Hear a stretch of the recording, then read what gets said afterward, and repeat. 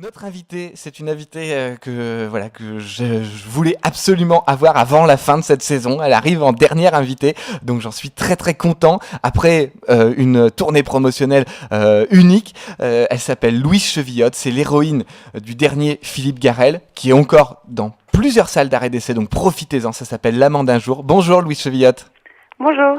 Alors je suis très content de vous avoir à cette antenne parce que je suis fou de Garrel depuis toujours, donc c'est toujours un événement quand je découvre un nouveau Philippe Garrel. Et là, c'est encore plus un événement parce que Esther, on l'avait déjà vu, pas avec un rôle aussi important chez son père, mais on l'avait déjà vu. Vous, eh bien voilà, vous apparaissez et on n'arrive plus à s'enlever votre jeu de notre tête. Donc voilà, merci. Voilà pour les louanges. voilà. voilà. Merci beaucoup, ça me fait très plaisir. La tournée promotionnelle, on en parlera tout à l'heure. Déjà, très rapidement, comment est-ce que on fait son premier rôle chez Philippe Garrel? Comment ça s'est passé? Ça se passe sur un casting? Ça se passe parce que il vous a déjà vu en cours au conservatoire? Comment ça s'est déroulé? C'était un peu mystérieux pour moi comment ça s'est passé. Philippe ne travaillait pas avec le directeur de casting, donc il rencontre directement les acteurs qui cherchent. Et il va souvent au conservatoire où je suis encore élève jusqu'en juillet. D'accord. Et donc il demande des listes de gens. Et donc il avait vu une dizaine de filles du conservatoire, mais qu'il rencontre directement dans un café, où il y avait Esther aussi, parce qu'il part toujours d'un acteur, blessure, et puis il tourne autour. Parce que ce qui l'intéresse, lui, c'est la chimie entre les acteurs. Donc je suis arrivée dans ce café un peu étonnée, je n'avais jamais passé d'audition de ma vie, je savais pas trop ce qui se passait, j'étais juste très contente de rencontrer ce réalisateur que j'admirais énormément. Ouais. Et on a lu le scénario, les scènes entre Ariane et Jeanne, et lui il était juste autour, il m'a dit c'est pas ton talent ou une performance que je vais observer, c'est juste voir ce qui communique entre Esther et toi. Donc t'occupe pas de moi je prends des photos autour. D'accord. Et donc voilà, c'était très simple, je me suis pas occupée de lui, et avec Esther on a eu une vraie rencontre. Oui, parce que il faut dire qu'il y a une complicité qui est folle, mais vous ne connaissiez pas avant ce moment dans le café. Non, on ne s'était jamais rencontrés. Donc c'est absolument merveilleux. Ouais. Donc là, vous partez donc sur ce rôle. Alors Philippe Garrel, moi j'en parle très très souvent dans cette émission, donc les auditeurs commencent à comprendre un petit peu comment il tourne. Mais là, ça nous fait plaisir d'avoir son actrice. Je prends très très peu de comédiens, ni de comédiennes d'ailleurs. C'est la plupart du temps des réalisateurs, mais voilà, j'ai trouvé vraiment votre performance tellement unique que c'est pour ça que j'avais vraiment envie de vous avoir dans l'émission. Comment ça s'enchaîne après? On sait que Philippe Garrel tourne en une prise ou, s'il y a un problème technique, en une autre prise. C'est-à-dire que pendant plusieurs mois à l'avance, vous êtes en train de répéter les scènes. Comment ça se passe? Voilà, c'est exactement ça. C'est-à-dire qu'on a tourné en juillet dernier, et on s'est retrouvés du coup en septembre, alors que je me trompe pas dans les années, 2015. Ouais. Voilà, et on se réunissait tous les samedis avec Eric Caravaca, Esther Garrel, Philippe et moi. D'accord. Et dans une salle de répétition, où on a travaillé pendant presque 9 mois, je dirais 8 mois. Et donc tous les samedis, on se retrouvait d'abord autour du scénario. Et pour lui, ce qui est essentiel, c'est la logique du scénario. C'est-à-dire que les acteurs soient vraiment au courant et dans la compréhension de chaque phrase, qu'il n'y ait aucun mot, aucune idée qui puisse être passée un peu comme ça, en loose day, Mhm. un peu en faisant semblant de comprendre. Mais voilà. Donc lui, chaque mot est important. Et du coup, c'est-à-dire que des choses qu'on comprenait pas ou qu'on trouvait mal construites, avec lui, on disait ça passe pas, on trouve pas le chemin. Donc ça, il revenait avec des nouvelles versions la fois d'après. Ou alors des choses sur lesquelles il insistait en disant non, c'est comme ça, et il nous aidait à trouver le chemin. Et donc petit à petit, on s'est détaché de la page. Donc on allait dans l'espace, et notre unique travail pour la fois d'après, pour le samedi d'après, c'était juste réapprendre le texte. D'accord. À chaque fois, il nous disait ça. Donc, dans une telle connaissance des mots qu'on oublie qu'il y ait un scénario. Et en fait, le travail, donc dans sa direction d'acteur, ça fonctionne vraiment sur un système de couches. C'est-à-dire qu'on va répéter aussi en première prise. C'est-à-dire qu'on va faire la scène une fois en répétition, on en Mhm. parle, et puis la fois d'après, on la refait. Et petit à petit, c'est assez mystérieux. Je sais pas, toutes les 3 ou 4 séances, c'est quelque chose qui se dépose. Et on sent que les scènes montent un palier, comme ça. parce que d'une certaine manière, nous, on vit avec les personnages, quoi. On le retrouve le samedi, mais il nous suit, il nous travaille toute la semaine et puis aussi pendant des mois. Oui, c'est ce que je voulais vous demander. Voilà, comment est-ce que, en tant que comédienne, mais aussi voilà, en tant que femme, à ce moment-là, ouais, vous étiez, vous êtes encore au conservatoire. Comment est-ce qu'on fait justement pour avoir un rôle, un personnage qui nous colle à la peau pendant un an, quoi. Comment est-ce qu'on arrive à vivre et voilà, est-ce qu'on arrive à être soi-même? Ben, c'est une bonne question et je crois que ça m'a plus changé après que pendant. D'accord. En fait, le conservatoire, c'est très très intense. Donc, on galope, quoi. Donc, toutes mes semaines étaient vraiment très chargées. Et le samedi, pour moi, c'était un peu une espèce de respiration, un peu en dehors. Ce petit huis clos que je retrouvais avec une histoire parallèle. Et pour moi, c'était très très très appréciable, quoi. Et du coup, ce personnage était avec moi. Donc, parfois, il me posait de sacrées questions. Parce que j'essayais d'emmener un peu Ariane dans la rue. Et puis... mais comme c'est un personnage qui a une très grande sensualité, qui a un mode de pensée, un mode de vie vraiment qui est très loin de moi, mais qui en même temps c'était intéressant de voir comment je pouvais la faire vivre un peu en dehors. Mais du coup ça me posait plein de questions, ça me mettait dans des paradoxes. Et du coup c'était plus dans la pensée et plus dans l'élaboration d'une pensée en fait. Je sais pas, de lire, Philippe m'a donné des livres comme Le Marquis de Sade, moi, j'ai beaucoup lu Musset aussi, de voir aussi tout l'univers dans lequel il baigne, aussi avec le personnage de Gilles qui est professeur de philosophie. Voilà, plus dans ce sens-là aussi. Ah, ouais, Mais oui, c'est vraiment c'est un compagnonnage. Et après le film, je sais pas, il y a plein de choses comme c'était mon premier rôle au cinéma et un rôle qui avait duré si longtemps, il y a plein de choses qui se sont déposées un peu mystérieuses et ça m'étonne encore. Donc c'est bien. Comment le cinéma et la vie se font des signes. Et oui, bien sûr, c'est important. Justement, il essaye aussi de garder ce lien, puisque vous tournez dans l'ordre, plus ou moins. Enfin, mais je crois que Philippe Garrel tourne vraiment les scènes dans l'ordre dans lesquelles elles seront montées ensuite. Ça a été le cas encore sur ce tournage? Ouais, tout à fait. C'est-à-dire que même si on avait une scène dans la cuisine, puis en bas de l'immeuble, puis dans la cuisine, on descendait dans la rue, puis on remontait toute la lumière en haut. Ouais, il n'y a pas une scène qui n'a pas été montée dans l'ordre. Et ça, c'est ça plus la première prise. En fait, pour les acteurs, c'est génial parce qu'en fait, on participe nous-mêmes à la construction du film. C'est-à-dire que la veille, on sait exactement ce qu'on a fait. Donc, on n'a pas le mystère de dire c'est quelle scène qui va être gardée. Donc, on sait l'état dans lequel on était, mais exactement. Oui. Et du coup, ça influe le jeu de la journée suivante. Complètement.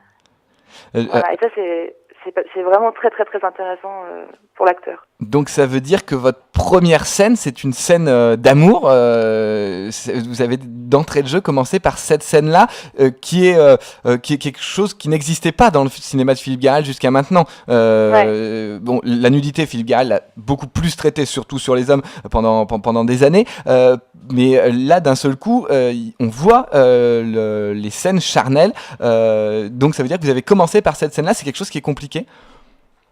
Alors, je pense que ça aurait pu être compliqué si c'était juste je débarque sur le tournage et on commence par ça. Ouais.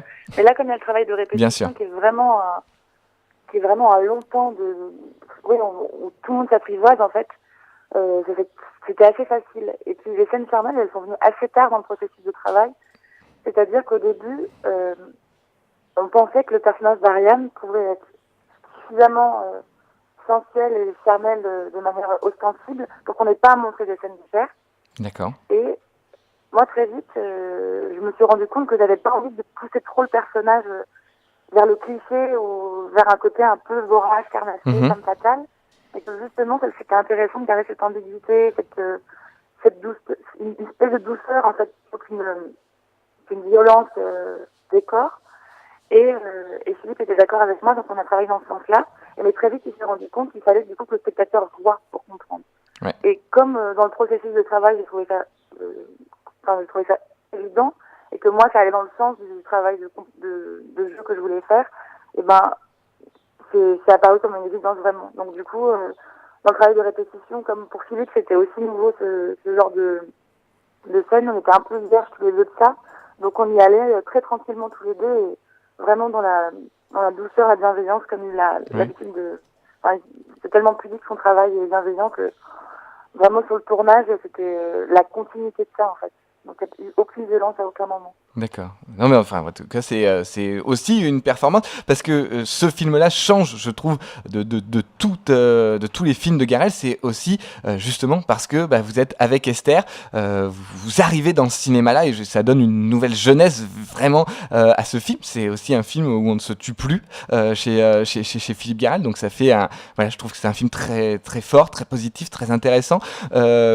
Rentrons aussi peut-être alors là pour le coup vraiment dans ce qui est la technique pure, pas d'actrice, mais la technique de faire du cinéma. C'est Renato Berta sur ce film qui est le chef opérateur. Vous, Louise Chevillotte, vous avez beaucoup de taches de rousseur qui sont très belles d'ailleurs. Elles sont montrées. On a rarement vu justement ce visage, un visage comme le vôtre au cinéma. Est-ce que ça, c'est quelque chose qu'il a fallu travailler particulièrement avec le chef-op ou est-ce que ça s'est fait facilement? Parce que je crois que Garrel tourne presque sans maquillage. C'était... Ah, c'est pas presque sans maquillage, il tourne sans maquillage. Sans maquillage. Donc oui, ça c'est pas évident. Enfin, du coup, moi, de toute façon, comme j'ai une tache de rousseur, je ne sais pas me maquiller, donc je ne me maquille pas, donc ça me posait pas de soucis. Ouais. Et oui, moi, je m'en rends pas vraiment compte parce que c'est comme, je sais pas, des gens qui ont des grains de beauté ou des... Enfin, quand on se regarde dans la glace, on les voit pas. Donc moi, ça m'a vachement surprise quand j'ai vu le film, en fait, de voir que j'en avais autant. Du coup, j'ai un peu redécouvert mon visage. D'accord. Mais après, Renato, dans le travail de la lumière, Philippe voulait quelque chose d'assez radical, de très contrasté. Donc c'était nouveau pour Renato aussi. Et moi, vraiment, je découvrais ce métier-là du cinéma. Donc j'étais face à des gens qui sont vraiment des vieux de la vieille, qui ont tout vu, tout connu, qui travaillent dans un rapport de temps, enfin, ils sont tellement efficaces, tellement rapides. Et Philippe, il le dit, que s'il veut tourner en première prise, il faut qu'il travaille avec les meilleurs. Ouais. Donc, Renato, il m'en a parlé un petit peu des taches de rousseur, mais après, il était très discret. Enfin, c'était vraiment, je pense qu'il l'a pris comme un début de son travail aussi. Ouais, bien sûr. Mais en effet, au début, il me disait, ah, c'est joli. Et puis, une semaine, il arrivait un peu. Mais oui, pour lui, c'était une nouvelle manière, en fait. Et les contrastes qu'il voulait donner, c'était pas possible parce que du coup, il avait la tête parsemée de points. Mais du coup, oui, je crois que ça a été intéressant pour lui de travailler ça. Mais j'avoue que moi, de mon côté, je peux pas faire grand-chose. Oui, non mais bien sûr. Non, mais c'était intéressant. Parce que... c'est pire, en plus. Non, mais je trouvais que c'était très intéressant de savoir un petit peu comment ça avait pu se passer. On va parler de votre avenir, de votre actualité aussi. Mais avant, comment est-ce qu'on sort d'une promo qui a été juste dingue par rapport à tous les films de Philippe Garrel, non seulement parce que Louis Garrel était aussi à Cannes, donc il y avait la famille réunie, donc ça a été quelque chose d'assez fort. Même pour vous, se retrouver sur l'un des cahiers du cinéma en une du numéro de janvier, comment est-ce qu'on le vit? Comment est-ce qu'on vit d'un seul coup sur autant de promotions et un éclairage tel qu'a pu le donner le Festival de Cannes? Eh ben, c'est une bonne question. Ça fait tout drôle, mais après, comme c'est un film que j'adore et que je trouve important, j'ai un peu l'impression d'être à un endroit le médiateur de ça et je me sens pas tellement concernée intimement en fait. J'ai l'impression que, je suis très concernée, mais je sais pas et je sais pas trop répondre à cette question. Mais il y a un truc un peu de schizophrénie, c'est-à-dire que je me reconnais pas, donc je suis enchantée, mais en même temps j'ai l'impression que c'est loin de moi. Je sais pas comment dire. D'accord. Oh, comme je suis très peu habituée à ma propre image, c'est un peu étonnant. Voilà. Bah, c'est très intéressant. En tout cas, cette une, c'est très fou comme réponse, cette une des cahiers, elle a marqué beaucoup de monde. On en a longuement parlé avec Jean-Philippe Tessé à ce micro aussi. C'était pas anodin de mettre cette une-là en janvier. Donc voilà, en tout cas, je pense que ça fait, pour vous, ça doit faire un beau souvenir pour votre famille, en tout cas. Ouais. Ça, c'est sûr.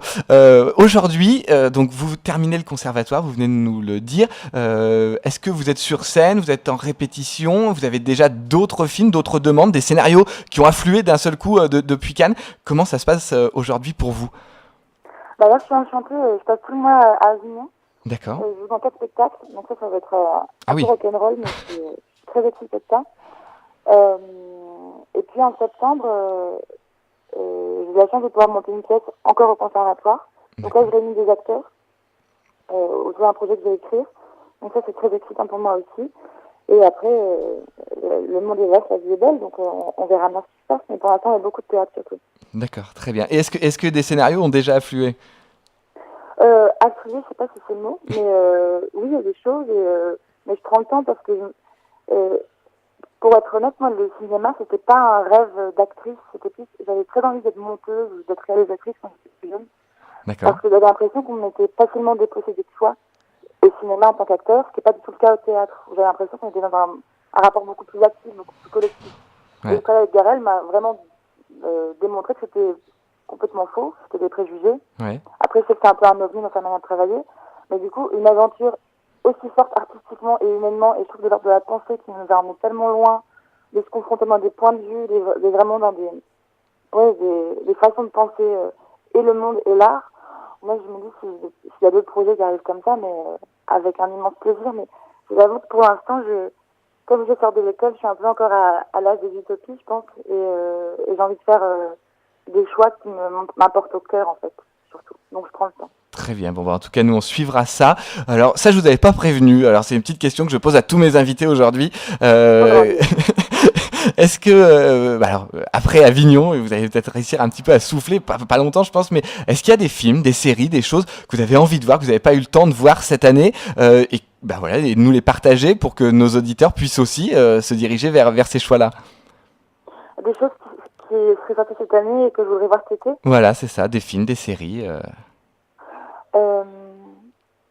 Alors, j'ai regardé beaucoup de séries avant, mais maintenant, j'ai un peu levé le pied parce que ça prenait beaucoup de temps sur ma vie. Donc là, j'ai fait une petite pause de séries Ouais. et je me remets à lire. Mais sinon, alors moi, je suis allée, après, je suis allée voir les choses que j'avais envie de voir. D'accord. Je suis allée voir le film d'enfant qui m'a bouleversée le jour d'après. Mhm. Qu'est-ce que j'ai envie de voir? Ah, c'est difficile parce qu'il y a tellement de choses à chaque fois. Je me dis, j'ai pas le temps. Non, mais il n'y a pas de souci. Non, mais voilà, le Hong Sang-soo, quand il sortira, on en reparlera. On en a déjà parlé, notamment encore aujourd'hui. Non, mais c'est chouette, c'est très bien. Moi, je vous ai aperçu au loin au film d'Eric Caravaca. J'avais juste envie peut-être d'en dire un petit mot parce que c'est le documentaire qui m'a le plus. Encore aujourd'hui, j'en suis encore troublé et c'est peut-être la plus belle chose que j'ai vue cette année, de très loin. Eh ben, je suis complètement d'accord. Ah oui, mais vraiment, moi, je savais pas du tout à quoi m'attendre. Il en parlait beaucoup parce qu'il le tournait quand nous, on travaillait. Et du coup, j'avais des brises un peu de ces voyages entre Casablanca, Paris, tout ça.